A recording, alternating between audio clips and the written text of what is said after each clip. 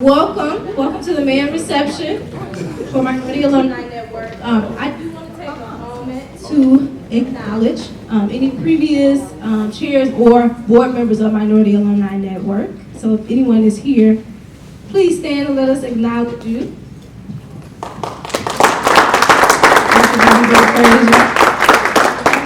Wonderful.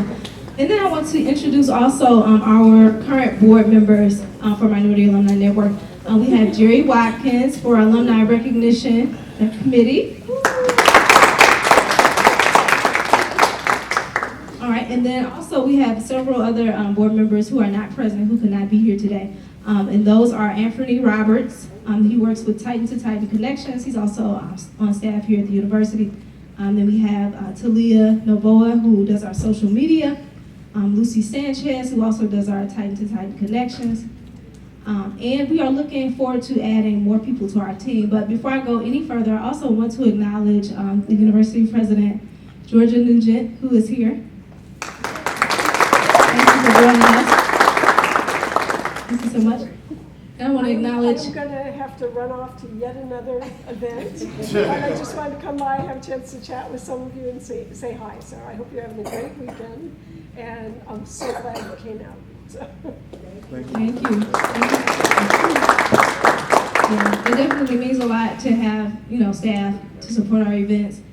And then also we have Warren Kistner here. I want to acknowledge Warren. I'm trying to say the name, but I know. Wonderful. So we just appreciate you all coming, and any other university staff. Did I miss anyone? And Rosetta Clay. Okay. No doubt, probably need to go somewhere else. At least you know I wasn't lying.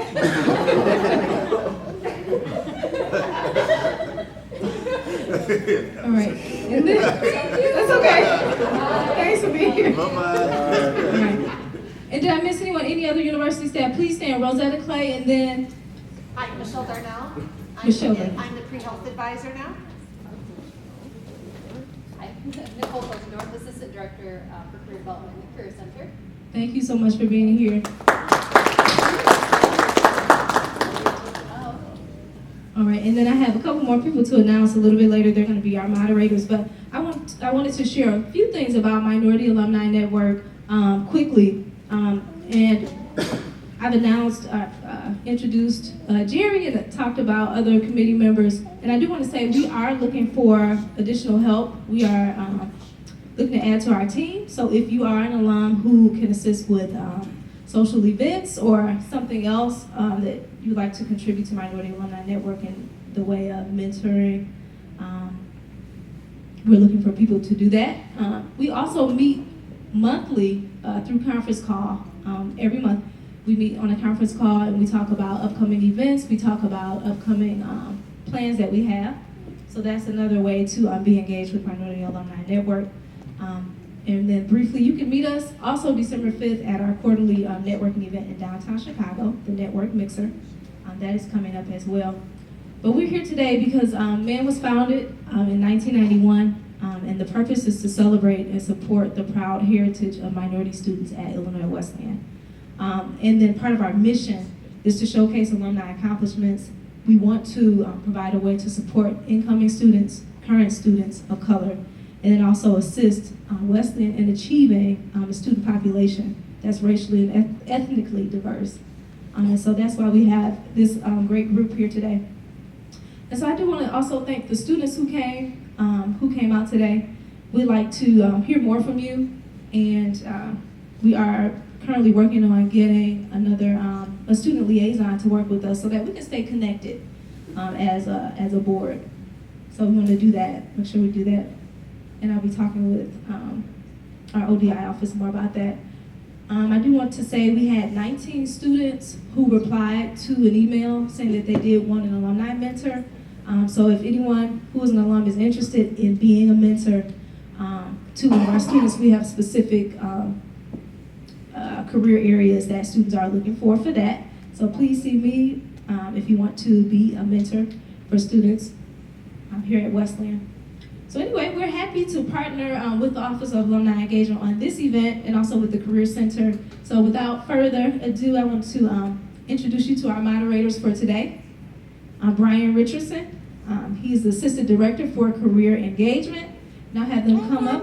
And then also Kwame Patterson, who is the Director of Diversity and Inclusion. Let's welcome them.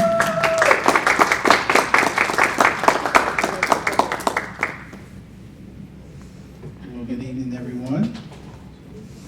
Good evening. Good evening. Well, as you can tell, this is going to be interactive. We really wanted to facilitate a conversation surrounding the theme of navigating as a person of color and talking about some of those things in relation to life, in relation to career. And so if we could have our panelists just please come forward. Will Hobbs is here with us, and Yolanda Juarez Sotelo. There we go. She was coaching me earlier. So what we're going to do is we're going to have a panel discussion.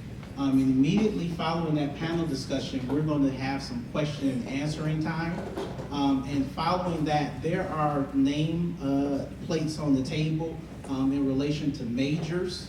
And so if you have not already, we ask that you gather around whatever your respective major was, and so that you can facilitate some conversation. And we have some questions surrounding that. And so we have some of our student ambassadors here that are going to have some information to facilitate some of those things. But we just ask, once again, this is a dialogue, this is a conversation. Really, this is an opportunity where we have individuals on campus to be able to pool some of those resources and have some of that contact and that information exchange. And so we really want you to be able to relax, have a good time, but learn some things as we begin to talk about some of these individual things. So I'll let Kwame. All right, before we get started with the panel, I want to take the time to introduce the newest member of the ODI staff, Veronica Torres Luna. Please stand up for us.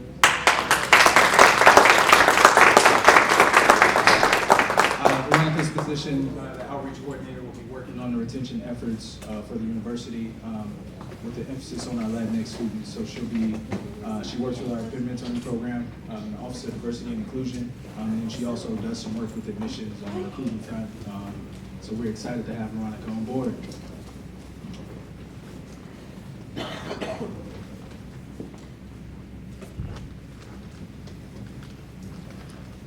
So as we begin our panel discussion, I have some bios here for our panelists, but I actually want our panelists just to begin to give some introductions.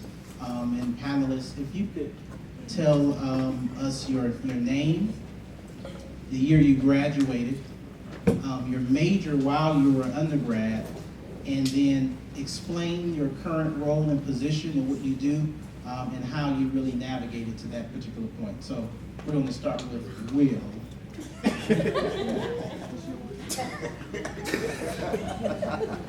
You should just give him a bio. All right, so I apologize. Hi, everyone. My name is Will Hobbs.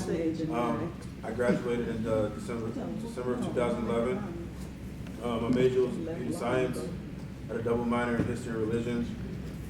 Can I ask the second part of the question again? What did you do currently, and really how did you really get to that particular point? All right, so from there, I was unemployed honestly for about 4.5 months. After graduation, I started through an agency, hiring network, working for a network of hospitals, doing. Honestly, I remember it very vividly. What the senior director looked me to my face and he said was remedial enough for a monkey to do. Yeah, and I was just like, oh, well, how much would you pay him? Can you pay me more? And I ended up taking that position at the point I was unemployed, had no other options. So I ended up there. They hired me on full time after that contract. I was there for about 3.5 years.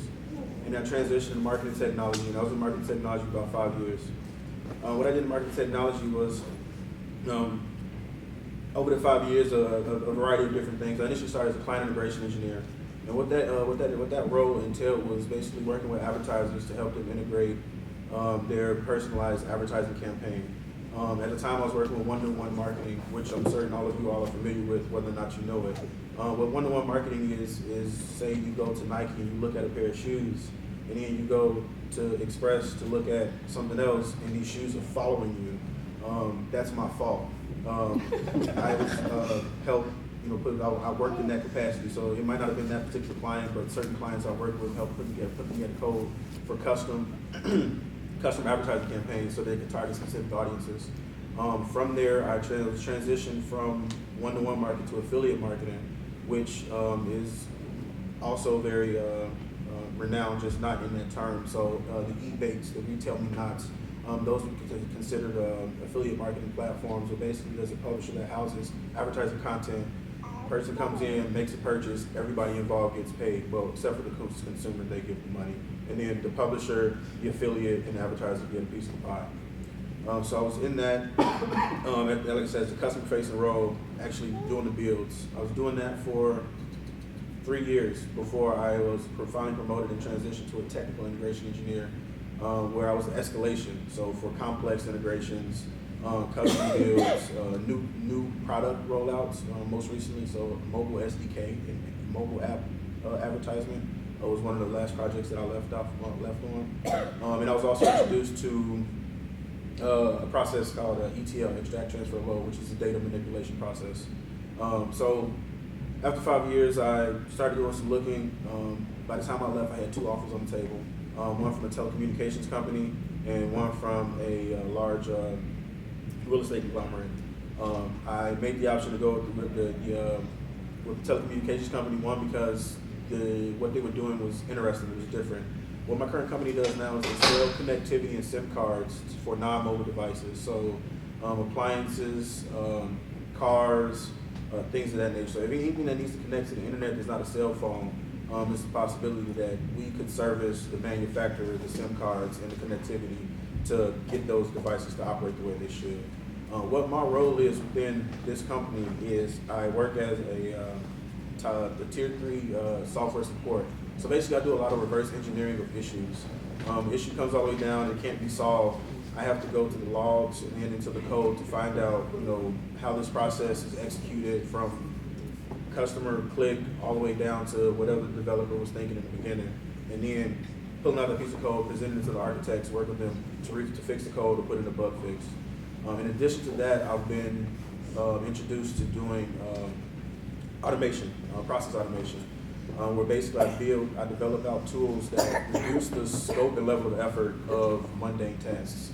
So most recently, I put together a Python program that cuts a process from 8 touch points to 2, reducing it from a 2-day process to about 45 minutes.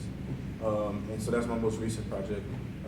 That's what I'm doing now. How I got there, it took some failure, some trial and effort. I initially enrolled as a 3-2 civil engineering and computer science, and then I had computer science, calculus, and Gen Chem first semester freshman year. Yeah, see those noises. No one told me to make those noises. It was just like, oh, that's great. And then the teeth smile. I was naive and didn't know what the teeth smile meant at the time. I know better now. So, long story short, calculus got dropped, Gen Chem, I made it through the semester, but I was like, yeah, no thank you.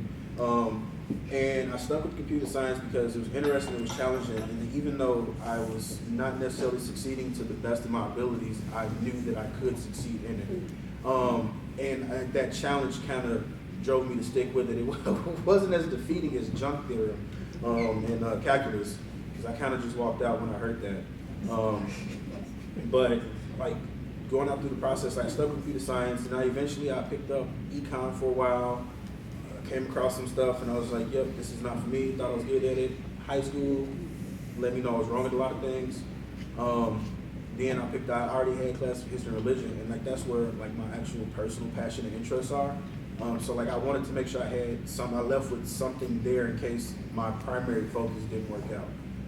So I picked computer science, honestly, because like the daily challenge and the feeling of like actually succeeding at putting something together or identifying an issue.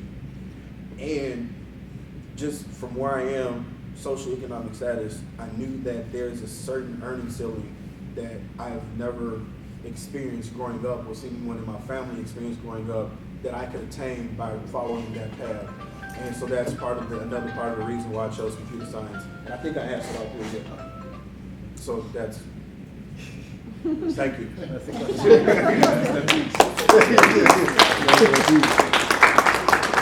Yolanda, same for you. Do you remember the three questions? So you go first. My name is Yolanda. I was a math major when I was a student and had double minors in business and women and gender studies. I am currently working for a small digital marketing agency. I do marketing strategy for a few consumer packaged goods clients, including Unilever and Hershey Company. My current position is more focused on executing campaigns for consumers through email. So all the emails that go to your junk mail are probably what I'm putting together. So if you want to click on them every so often, that'd be helpful. And I also, I've told a couple of people this up to now, but I started in this role because the co-owner of this small company is also a Wesleyan alum. He graduated in 01. Okay. And Warren knew him, and he was able to connect me with him. And then I also had a staff member, Chandra Shipley. She also knew him, and so we connected. And it was a little bit of luck because somebody had just said they were leaving, and so they needed somebody else on board. And so I went in and I started under strategy and analytics, but we lost one of our major clients, so I ended up just going more into the strategy side of it, which is not exactly what I wanted to do because I don't have that creative mind naturally, innately. I'm definitely a math person. So it's just a matter of like if we grow, I'd like to go into that space, but right now it's just what it is. So, but it's a really great company. We are hiring if anyone is interested. And we are in Chicago. And then this is probably not needed, but I also work part-time at Ulta Beauty as a beauty advisor. Thank you. So our next question, can you all talk to us about some key takeaways from your time here at Illinois Wesleyan that helped you to navigate this space as a student of color, as a person of color? Are you not gonna tell us who started with this time?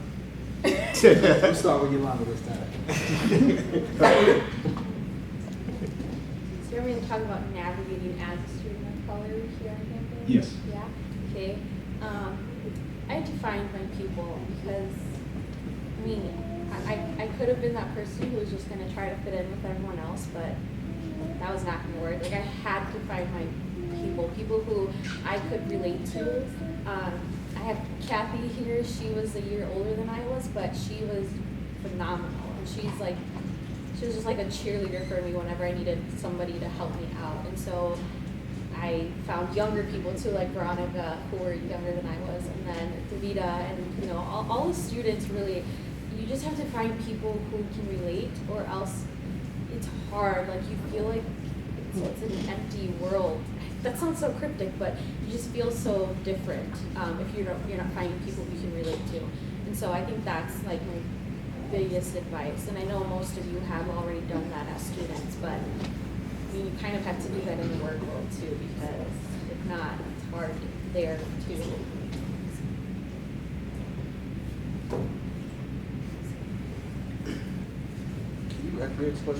Yeah, can you just talk about how you navigated your experience at Illinois Wesleyan as a student of color? Okay, so for me, it was really different for for me? Well, so so prior to coming here, I went to 3 different high schools. And in those 3 different high schools, each one had a different racial makeup and socioeconomic makeup. So I came here somewhat thinking I would be prepared. I wasn't. And it's not that I was fearful of the environment, just fearful of the unknown. And I feel like once I got to a point where I became comfortable in myself and who I was at that point, I was able to reach out and establish, meaningful connections. And it kind of goes down to what Yolanda was saying. Apologies. Those connections are very very essential. Even if it's just someone to talk to. Dealing with, like, you got a test coming up, you don't know how to approach it, you just need somebody to listen. What I found throughout my time, like, granted, I was on the and I came in as on the football roster, so I had a lot of teammates. I came in, prior to everybody else, I already knew about 106 other people, or knew of 106 other people. But even in that, there were, subsects and groups and things of that nature. And I was injured, so that kind of made me an outcast within itself. So that made my path a bit more difficult, because I know all these people, but I'm not at their level because I can't compete with them yet. And because I can't compete with them, they don't see me as an equal. And unfortunately, that was made known to me on a couple of occasions. But like, once I got to the point where I was able to decipher and determine, like, who was for me, it was easier to take on everything else. And it's not a matter of just like identifying an ally, but just knowing, how to navigate who's there for you, who's, not necessarily doing good. And those interactions, albeit are sometimes more numerous than all the others, but you just need to know how to navigate them, so that there are, no issues. For me, like, walking through the quad, honestly, at night, being a large black man, it was interesting, because I was actually talking to somebody earlier. People would go different ways down the quad. Like, they would actually walk in another direction if I was by myself, if there was no one around me. There were some scenarios that took place with minority students and then other students, and then there was just like a general look, at us as a whole. And I felt it. I don't know if anyone else did, but I know I felt it, and it was tough. But at the end of the day, it's just about like knowing, like, what I stand for, and knowing that the people that put in the time to know me understand that and can vouch for me in those circumstances. That made it really, made it a lot more bearable, and helped me be successful in progressing from that, being undergrad, to my professional environments. And it's difficult because people wear masks, right? We all do it. Sometimes people are different at work than they are, at home. I know I am, but even then, just trying to find some level of authenticity, where you can have that common ground, and that helps go a long way. Thank you. So oftentimes we think about, when we talk about support systems for students of color, we default to the Office of Diversity and Inclusion or the Multicultural Center. Can you all talk about some of the support systems outside of ODI, or what probably would have been called the Office of Multicultural Student Affairs when you were here, Will? Support systems outside of that that you utilize to help you navigate your experience here. I'll take this one first. Honestly, so aside from, like, so I was on the football team, I had some relationships there, but I don't want to call them superficial, but lack of a better term, the majority of them superficial. However, I did come across some people that I was able to connect with, interact with on a very authentic level, and the majority of them ended up being T's. So I eventually pledged T, and that was probably one of the best decisions that I made, being enrolled here, because it gave me a closer view into other perspectives, as opposed to just that passing perspective, that external conversation with someone that you see in the hall. Like, I live in this house with 30 or 40 other dudes. Like, we have issues, we have problems, we have conflict personally and amongst each other. And, that friction, after a while, smoothens us out. It brings us closer together. And that's what it did. I have several brothers outside of, my racial makeup that, I've grown, I live with one of them now, So like it helped me just like, okay, like what is your struggle? So how can I see you, meet you where you are, so that we can have an understanding that, hey, we both in this fight together. We have our own journey, but we're here together. How can we, help each other get to where we gotta go? And like my brothers mean so much to me, and they still do. And I interact with them like as much as I can. Not as I didn't when I lived south, but now I moved closer to a lot of them. We hang out pretty often. And like those relationships, like those conversations really mean a lot to me. They help keep me focused, help keep me grounded. It gave me a perspective. It keeps take away that woe is me, or all that. It gives you like other people to fight too. It's like, and then when you can stop thinking about what you're going through, it's like, well, how can I support them? It doesn't belittle your own issue, but it gives you the opportunity to step away from your problems. Like, let me be a helping hand. And then when you come back, you have the fresh perspective of how to deal with the situation. And so, like, in being there for them, I was able to be there for myself in a lot of ways. And that really was the external resource that I had outside of the multi-level. Because with that, there was the SEP, which I'll get into, because that was life-changing. I relied a lot on staff members. I worked in many capacities throughout the university. I worked at the library, the career office of diversity and inclusion, residential life. I kind of like jumped around a lot, but at every place I was able to find people who cared about me as a person, who weren't people in the office of diversity and inclusion. And I feel like it wasn't just them. Like, I also went to like the counseling center. They're required to care about you, kind of. So I figured that's not a bad idea.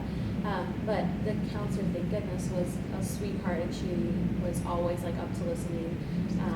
And so it was just finding like other people who weren't my age, because so they are wise people. Like, Warren has given me so much advice. And I don't know what I'd do without people like him, and Brandon, and Elise, and being Carla. So it's finding other people besides people that are in the office to get help from. And I'm going to start this with you, Yolanda. In what ways did your experience here prepare you for opportunities after graduation and into your career?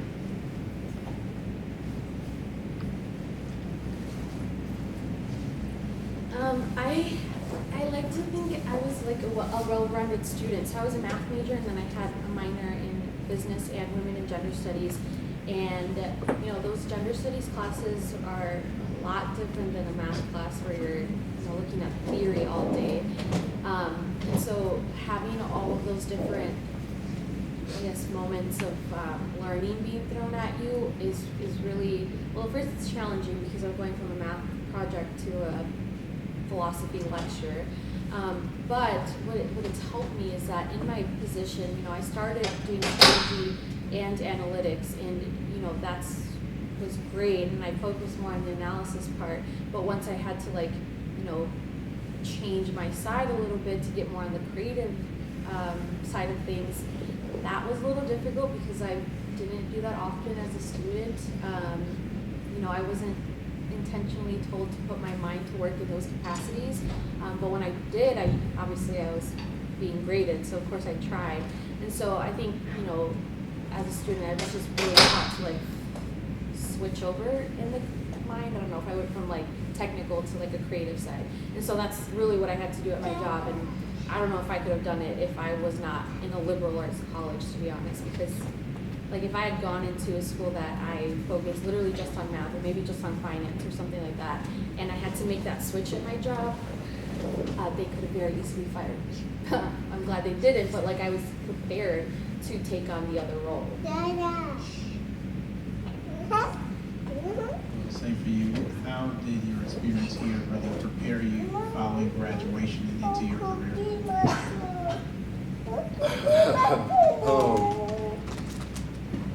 So I failed a lot here. Not my classes, but just like in life, in experiences, in assignments. I failed a lot. And in that, there were times where I allowed that failure to seemingly be the end of the story. But through my time here progressing, I learned that failure didn't have to be the end of the story. And that's kind of been like what's helped me push through my career. Like I said, when I was here, I wasn't the best CS student. I ultimately grasped the fundamentals. And when it wasn't until I got out and can actually put context behind it and find some relevancy behind what was actually taking place with the code and the reason for it existing and why do you need a main method and what does this statement mean and what it's actually doing, then like all the pieces came together.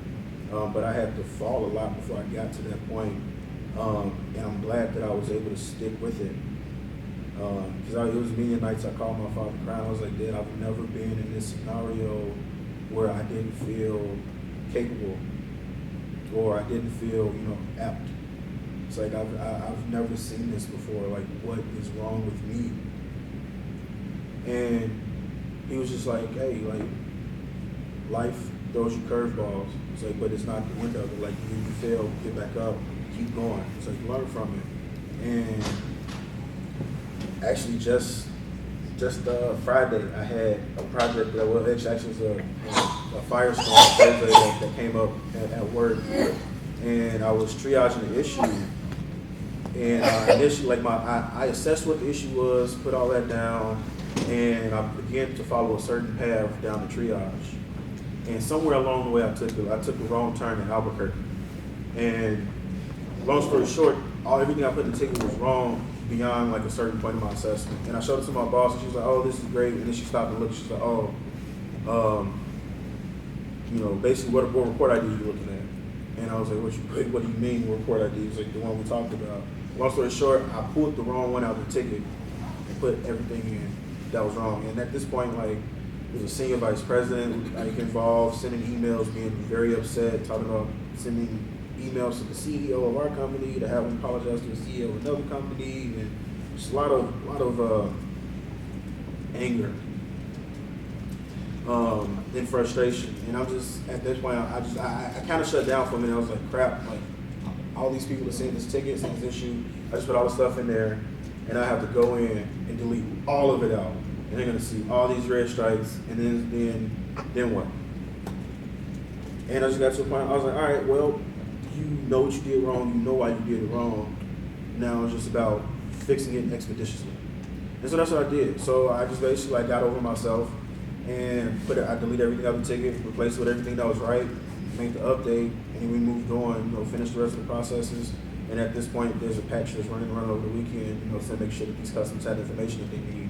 But like, had I gotten to the point where I was in second semester freshman year, when I was just ready to be like, I can't do this because I've never experienced this adversity before. It's like, yeah, I've met adversity on the football field, I've met it on the basketball court, but like academically, intellectually, I've never been this challenged. There's nothing that I can do. Once I dismissed that lie completely, I found that there's so much more that I can do that I've been able to even accomplish at the moment. And I learned that here. Like, falling hurt so much. But getting back up and succeeding felt so much better. Thank you. Supporting that question, we'll start with Will. So can you talk about some of the challenges that you faced in the professional setting as a person of color, and how you overcome those challenges? Can we be kind of candid? How candid? I mean, I'm gonna keep it PC. I know it's 2019. So my first job, I'm not gonna name any names. I'll keep it blank from that. My second job. Well, actually, yeah, my first one. My senior vice president was very openly bigoted. He would say very off the wall, Michael Scott-esque things that he shouldn't be said in office around people. And so like that was odd because he would like try to joke with me, and I'm just like, yeah, I don't really know how to take this. But everyone else just like laughs and just like sweeps it under the rug. So that was weird. It didn't necessarily impact me in terms of like my work status and anything. Although it did get to a point where I applied for a promotion at that corporation once they accepted me full time. And that's a conversation I remember with the same person that likened my initial responsibilities to being done by a monkey. The job that I was applying for would have required me to go to Wisconsin and take a test. And he looks at me, he was like, oh, so you know there's a test involved, right? So you think you can pass it? Like, you can handle that? And I was just like, I just spent 4.5 years in undergrad at Wesleyan. So we had tests all the time. What's another test, especially when my livelihood was at stake? I was like, I'm gonna need you to come with a better excuse to keep me from applying for this position. So long story short, they meandered and delayed with that process, and by the time they actually came to offer me that position, it was a Thursday. I remember because it made me laugh. It was a Thursday they called me into the office and was trying to talk to me about this position, and I kind of couldn't contain my professionalism. I kind of smirked when they asked me. It was like, well, why you smirking? I was like, well, I was kind of going to wait till Friday, but I accepted the position on Wednesday. My 2 weeks to be in tomorrow, but you can take this as a verbal. And they were just like looking at each other like, this is how much you're going to make. Is it well? I'm going to go with that position because of the growth and the opportunity. And yes, the salary is beyond that.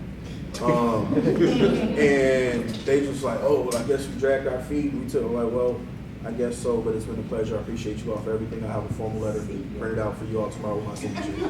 And that's kind of how that went down. So fast forward, next gig, go in, working in Chicago, reporting to an individual in California. It's just me and this individual, actually me, this individual, and then someone else in California. They hired another person in Chicago. Our supervisor comes back, came to visit me, and they hired this person 3 months later, came down to visit this person.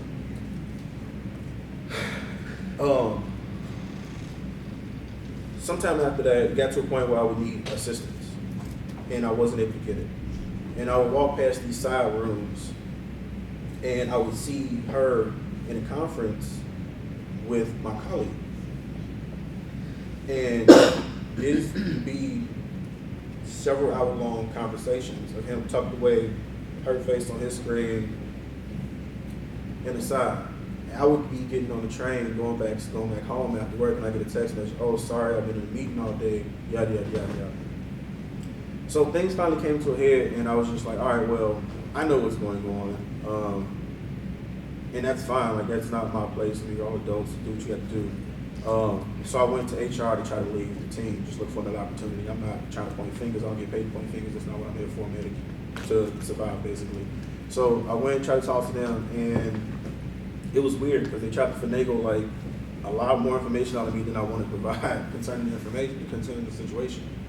And so I basically was like, yeah, like I just want to, like, these are my skills. Like, where else do you see me being a fit? Like, what else? I've been here at this point a year and a half. Like, I'm in good standing. I'm free to transition.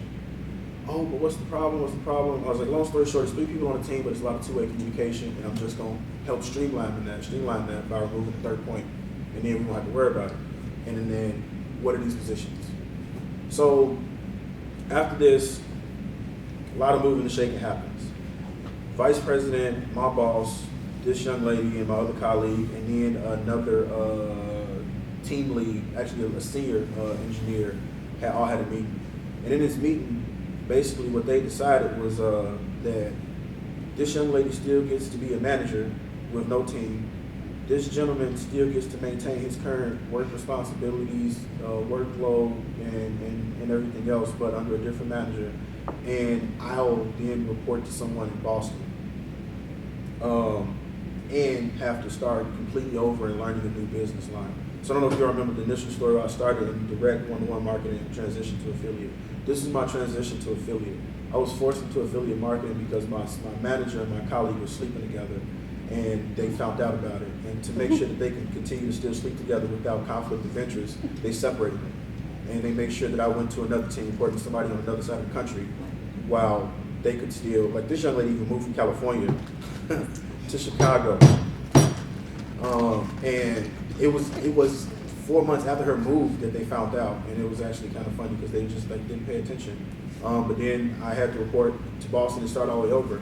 And when I brought this to the vice president's attention, I was like, yeah, I feel like everyone else is on the same track career-wise, but now I have to take 2 steps back because of someone else's proclivities.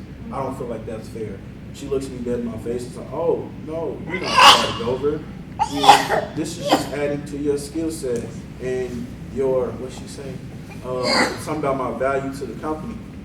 Long story short, this young lady was promoted as a manager of nothing to a higher manager of nothing.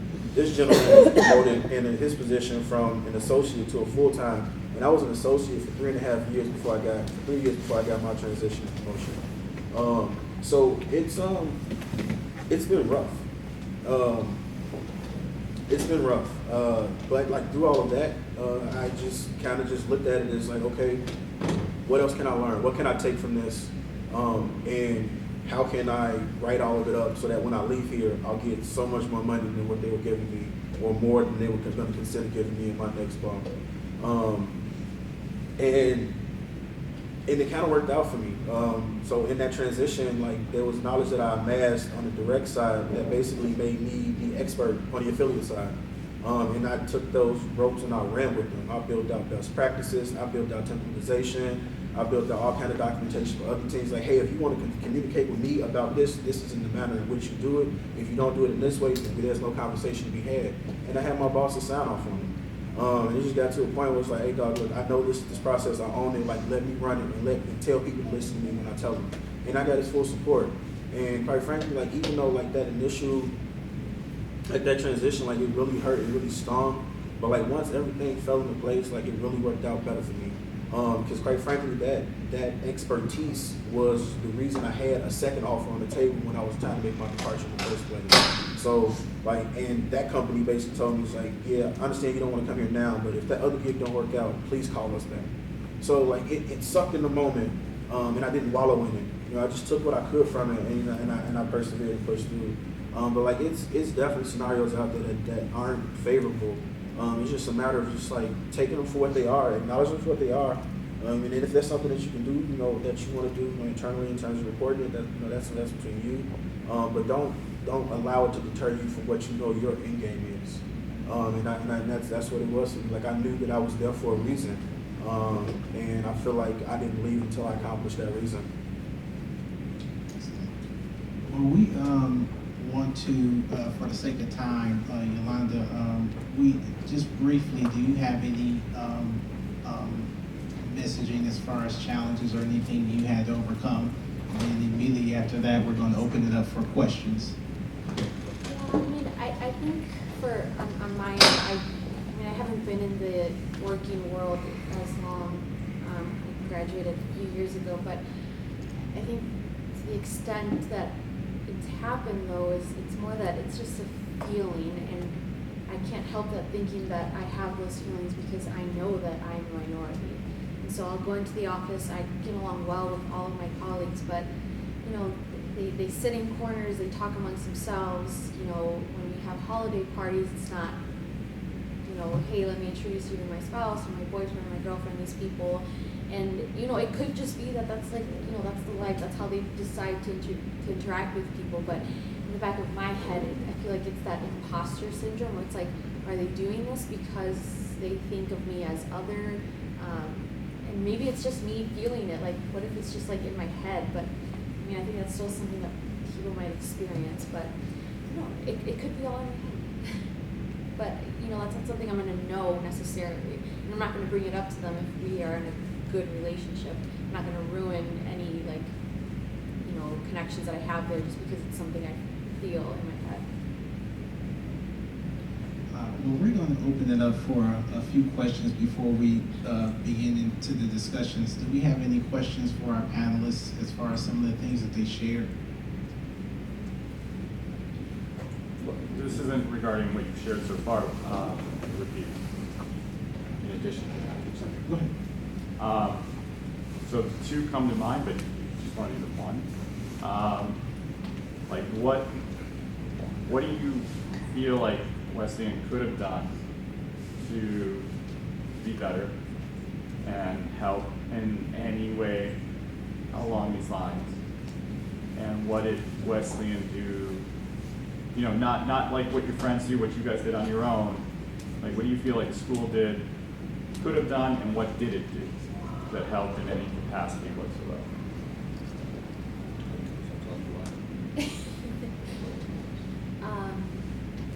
I would have loved to have seen a lot more people who not just look like me, but like who can understand that situation that I've been in. You know, you have obviously so many first generation students, whether they are people of color or any other background, but you know, people whose parents or grandparents immigrated here and have struggled and have worked so hard to get to where they are, and to have, you know, an understanding of what it means to work that hard. I just wish more people were here that had that in their heads, and not just students, because there are plenty of students who work hard regardless of their circumstances, but you know, talking to professors or staff and faculty members who, I don't want to say they had it easy, but like they had it easy. They, you know, they didn't have to work nearly as hard as some other people do. And it would have just been so nice to be able to talk to someone who, you know, started from never going to a college tour, to never filling out applications, to whose parents never filled out applications because they couldn't go to school, who's, you know, they had both parents, or sorry, who didn't have both parents in their lives. Like, you know, I want to talk to people who have that similar situation. Like, it's hard to find somebody with your exact situation, but at least, like, you know, parts of it. Like, you know, I didn't grow up with my father, but like that doesn't make me any less of a person. But to some other people, they're like, oh yeah, how's your dad? I'm sorry, I don't communicate with him. Or, you know, how is your, I don't know, just how's your life? And then, you know, knowing that I have to work hard. And, you know, I had like 3 jobs at some point while I was a student here. And, you know, exactly, like that was hard. And some students had none because they could afford it, you know, or somebody else could afford it for them. Or, you know, I'm talking to professors, I'm like, look, this paper is going to get done, and it's going to get done by your timeline, but I am struggling with all this other stuff I have. I need you to understand that. And some of them were great. Some of them were not so great. And I can understand that you're a professor, you have timelines as well, but you have to understand that for me to be here, I have to work these 3 jobs. I have to. Like, that's just a necessity for me. So, I don't know, like, in the way of scholarships, I got them when I needed them, but, you know, you still have to work for it. So, I just wish they understood it. Maybe they had gone through it themselves. I wish there were more people like that, because there weren't as many as I would hope. But the things they did well, I mean, I didn't do the pre-orientation that is on campus for students of color. I really wish I did, but I wanted to stay home a few extra days. But I love that program, and I ended up being a student volunteer for that the 3 years after that. And I don't know, I love doing that and being able to connect with the younger students, because I mean, it keeps you to help know them as, you know, the years go on, or else I probably wouldn't have known anyone beyond my grade level. So I think that's one of the better parts, is to get them here on campus early, have them talk to older students, and not to scare younger students, but to tell them the realities of what's on campus. I think that's a really good idea. Just to add some other input to that. When I was here, it was a lot. It was a lot that they did. But at the end of the day, you can't force people to show up, participate, be open-minded, and be willing to engage in a conversation. And that's what I found. It was just people that just not willing to have that conversation. The opportunities existed, but to me, for to be a liberal arts university, there's a lot of narrow-minded individuals that was just set in narrow personal ideologies and didn't look for this to be a place for them to expand and break out of that comfort zone. But I'm grateful for that because that's reality. That's reality. And I'm glad that I got a chance to see it here in the microcosm of the universe so that I can know how to deal with it outside the real world.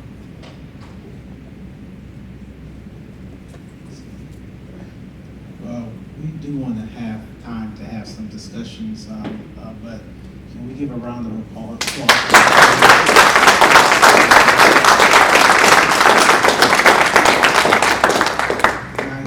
Everyone is gathered around specific majors and specific areas.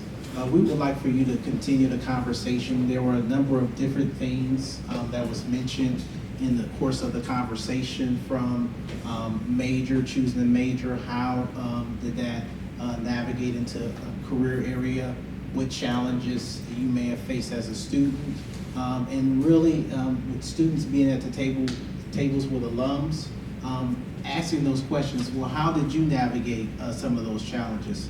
What types of things did you learn in your journey? And so just really continue that dialogue, continue that conversation, and just really share that information, that wisdom and knowledge. And as it was mentioned earlier, there are a number of students looking for mentors if you weren't here earlier. So just build that relationship, that mentorship, and just continue the conversation. And then one more thing, so at each of those tables, you'll find a survey, the alumni survey. This survey is where you all provide feedback about this event this weekend, so that Illinois Wesleyan can, so we can assess and figure out how to better connect and engage with alum. So if you can take some time to complete that survey, that would be good. Just one point of clarification, it's actually not about this weekend, it's about all things. Experiences, communication, volunteering, giving, all of those things in ways in which we want to better our engagement with alumni. So not about this weekend, just for clarity. What she said.